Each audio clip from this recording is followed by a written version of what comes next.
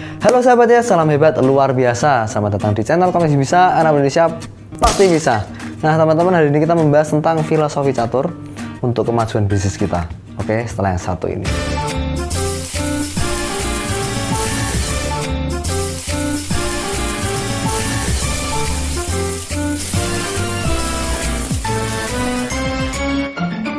Oke, baik guys, jadi di sini siapa yang suka main catur? Pasti Anda tahu lah ya. Bermain catur itu merupakan olahraga dan sekaligus seni, di mana Anda bisa memainkan dua orang gitu ya, dan Anda berpikir bagaimana mengatur strategi untuk bisa mengalahkan musuh Anda gitu ya. Dan bisa banyak sekali orang-orang yang jadi grandmaster dan lain-lain. Ini satu olahraga yang sangat menarik ya, olahraga otak, di mana saya sendiri pun pribadi saya suka dengan olahraga ini. Oke, dan hari ini kita akan bahas dari sisi bagaimana kita terapkan dalam usaha atau bisnis kita. Karena filosofi catur ini sangat dalam sekali, sehingga ini sangat berperan penting juga untuk kita bisa masukkan atau filosofinya kita bisa terapkan dalam usaha atau bisnis kita. Oke, yang pertama yaitu kita harus mengenal langkah kita. Oke, ini langkah pertamanya. Jadi kita harus tahu langkah kita seperti apa, ya kan? Kalau pion seperti apa, kalau kuda langkahnya seperti apa, kita harus tahu strategi dari pihak kita sendiri. Langkahnya 5-10 langkah ke depan seperti apa. Bahkan di catur sendiri ada pembukaan gitu ya, pembukaan Sisilia dan lain-lain. Itu merupakan satu teori gitu ya, dimana kita langkah-langkahnya sudah diterapkan, langkah-langkahnya sudah disiapkan, sehingga kita bisa sesuai dengan langkah yang ditentukan seperti itu. Sudah kita pikirkan dari awal langkahnya. Jadi kita harus jauh ke depan, 5-10 langkah ke depan, kita harus tahu langkah kita seperti apa. Itu yang pertama. Yang kedua teman-teman, kita harus tahu langkah kompetitor kita, langkah lawan kita. Jadi selain kita harus tahu strategi kita di depan, di awal, kita punya strategi dan punya langkah seperti apa. Yang kedua, kita jangan sampai lengah, ya kan? Karena ada kompetitor yang punya langkah juga. Mereka juga punya langkah, mereka punya strategi mereka sendiri, sehingga kita harus memahami ketika kita melangkah A, kira-kira respon mereka seperti apa, kira-kira kompetitor saya responnya seperti apa. Nah, kalau kita udah tahu 5-10 langkah ke depan kompetitor kita, oh kira-kira langkahnya seperti ini, kalau saya langkah ini, dia langkah ini, kalau saya main seperti ini, oh dia mainnya seperti ini, maka kita bisa antisipasi teman-teman. Dan kita bisa tahu strategi kita supaya kita memenangkan pertandingan. Sama dalam bisnis juga sama. Ketika kita punya langkah, kita punya strategi di awal seperti ini, dan kita tahu kira-kira kompetitor kita strateginya seperti apa, mereka langkahnya seperti apa, maka kita bisa antisipasi di awal. Oh, kira-kira seperti ini. Oke. Nah, yang terakhir, yang ketiga, yaitu fokus sama tujuan kita.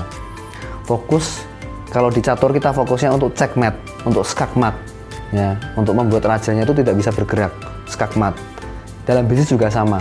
Jangan sampai kita tuh terdistraksi atau mungkin kita hanya malah fokus dengan hal kecil. Kita cari untuk dapat menang pion, ya kan? Kita menang untuk dapat pionnya musuh kita, ya kan? Kita menang untuk dapat buah-buahnya mungkin, tanpa mempertimbangkan jangan-jangan musuh kita udah menyerang fokus kita, udah menyerang sama raja kita. Mereka tahu fokus pertandingan ini adalah menang.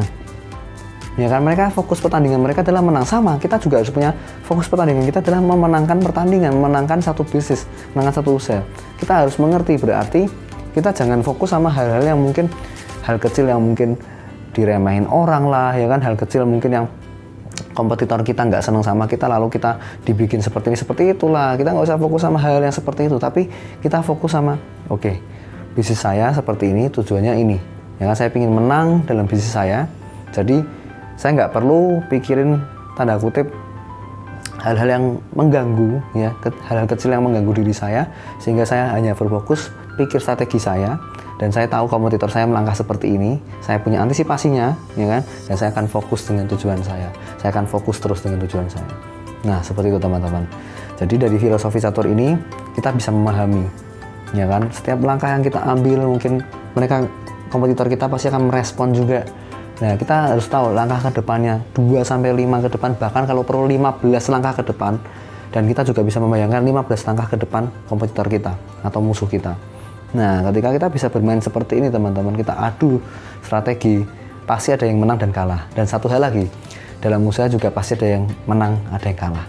Bukan berarti yang kalah itu harus bersedih hati atau mungkin sakit atau mungkin Anda merasa sudahlah nggak ada harapan lagi, tapi mulailah melangkah lagi buat satu pertandingan yang baru, ya kan? Jangan mau kalah cuman sekali dua kali, atau mungkin jangan mau dikalahkan dengan kompetitor Anda gitu kan. Bangkit lagi, berjuang lagi, ya kan? Ubah strategi Anda, mungkin ubah caranya.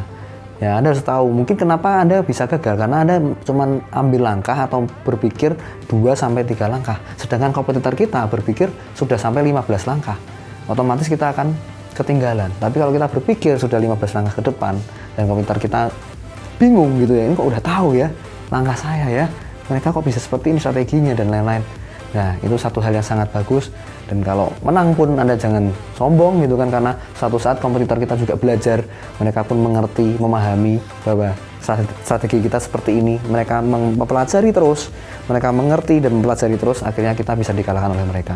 Jadi kalau kalah kita nggak boleh sombong. Kalau kalah kita nggak boleh putus asa, nggak boleh minder. Tapi kalau menang jangan sombong, kita terus upgrade diri dan memperbaiki diri kita supaya lebih baik lagi. Oke, itu aja teman-teman share dari saya, semoga ini bermanfaat. Kalau suka video ini, share ke teman-teman Anda. Jangan lupa klik like, berikan komentar positif. Jangan lupa subscribe, aktifkan loncengnya, dan selalu salam hebat luar biasa.